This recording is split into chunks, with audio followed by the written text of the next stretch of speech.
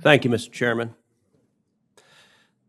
Mr. Dixon, a little over a year ago, you sat before this committee at your confirmation hearing. At the time, I and others told you to be pissed off at what had happened. You've been in office 329 days. We've heard today that you're stonewalling the chairman's investigations, that you're refusing to answer multiple letters from at least one of my colleagues on the other side of the aisle, Senator Blumenthal, and that you've yet to provide responsive documents to Mr. Stumo's FOIA request filed 8 months ago. Let me ask you some simple questions. In the process of certification of the 737 MAX, did Boeing lie to the FAA?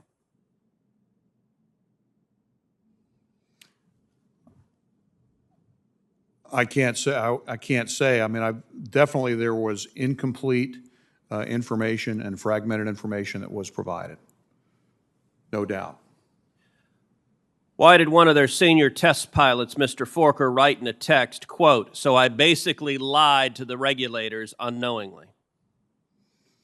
I don't know. I can't speak for him. I don't know what he meant by that, Senator. So in 329 it is an days, area what of have you concern. been doing if not figuring out whether they lied and what they lied about? I'm interested in learning from the past and making the process and the agency more effective and better going forward. The important point is that the information was not provided in the way that it needed to be provided. That in itself degrades the trust that we need to have. That's a foundation to the certification process. Okay, let's whether learn an individual lied, I can't get learn into from his the mind. past. Did the FAA screw up in certifying the 737 MAX? I have concerns. I would say that there were mistakes made, yes. So in Washington, the passive voice is a classic tell.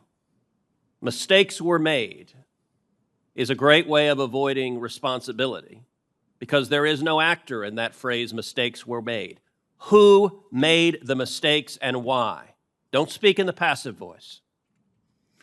The manufacturer made mistakes, and the FAA made mistakes in its oversight of the manufacturer. And what were the mistakes and why were they made?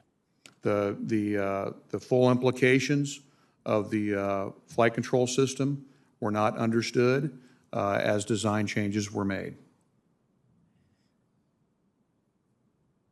Has anyone at FAA been fired? There have been changes in leadership in various areas.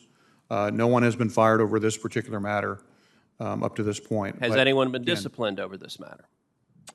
No, not specifically. So unknown somebodies made unspecified mistakes for which there have been no repercussions. Is that right? I would not say that there have not been repercussions. Well, please tell us the repercussions. The repercussions are that we have significant reforms we're making to the process, and we are standing up audit processes and review processes and more robust safety systems so that we can be more effective in the future as an organization. Is there a systemic problem of agency capture at the FAA?